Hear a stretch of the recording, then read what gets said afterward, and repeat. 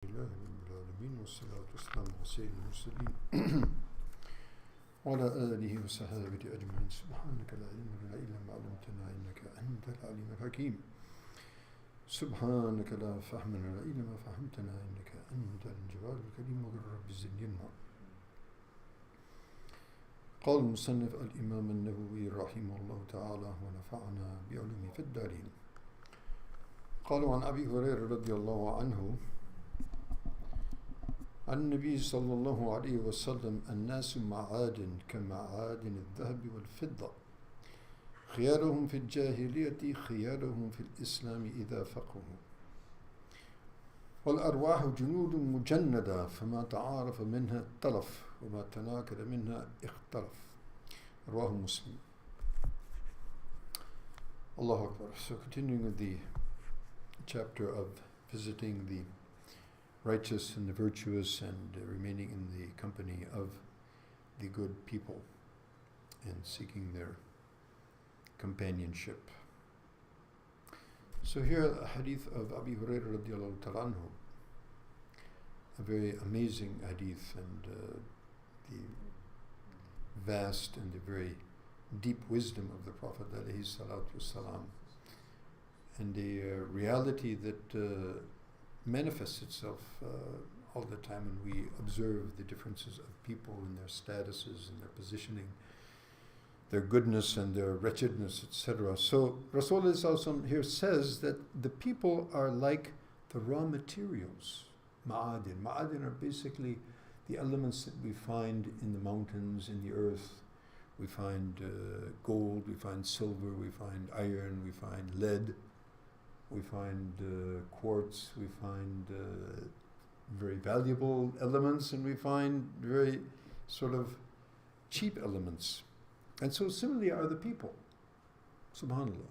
Allah subhanahu wa ta'ala created people, of various statuses and capacities.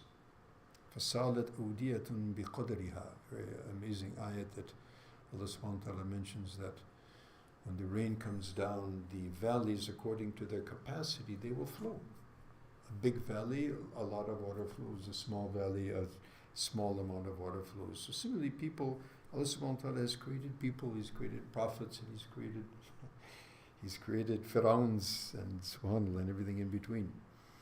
So people are like that. Some people are like gold, some are like silver, some are like iron, some are like copper, some are like lead, some are like whatever.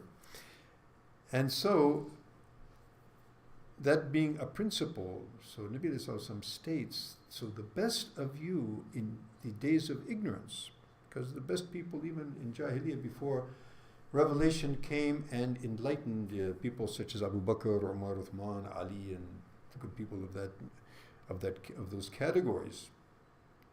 They were also manifesting sterling characteristics and attributes. Sayyidina Abu Bakr radiallahu ta'ala anhu was known for his truthfulness, his generosity. He also was among the few who didn't worship idols. He also didn't drink alcohol, and he wasn't engaged in any of the atrocities that most of the Quraysh were. So, similarly we see, so the people in Jahiliyyah, even before revelation embellishes and perfects, human beings, you will find goodness manifested. But that might also, we look in society, we find very kind, considerate, generous, courteous people. They have in their intrinsic nature.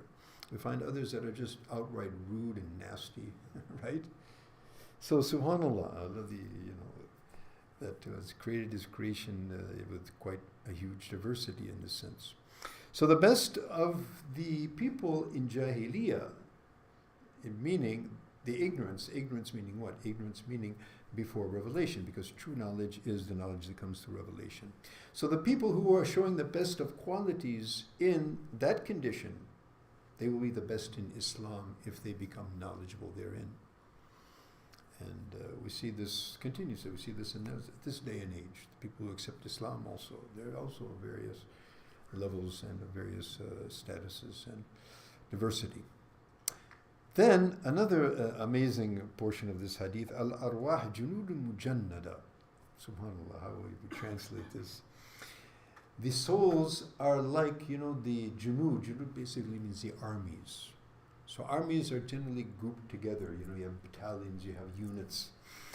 So the souls are like that. And the souls, which it's also connected to the first part of the hadith, because the people who have goodness in their soul, they tend to attract to one another. Good people attract and are attracted to good people. And bad people, similarly,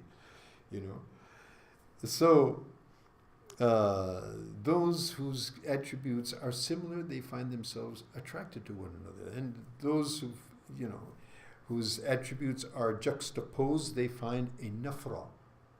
We find, a aversion, to such individuals. It's also mentioned that in the alam al arwah, in the world of the souls, it also that over there, some have mentioned that even there, the souls who were the good souls tended to be grouped together, and the evil souls also tended to be grouped even before the manifestation into the world. So they're here in the world, of course. We say the jins yamilu ila jins. A type is attracted to a similar type. So may Allah subhanahu wa ta'ala make us among the khiyar and not make us among the ashrar. Ameen thumma ameen wa akhirat da'wana alhamdulillahi rabbil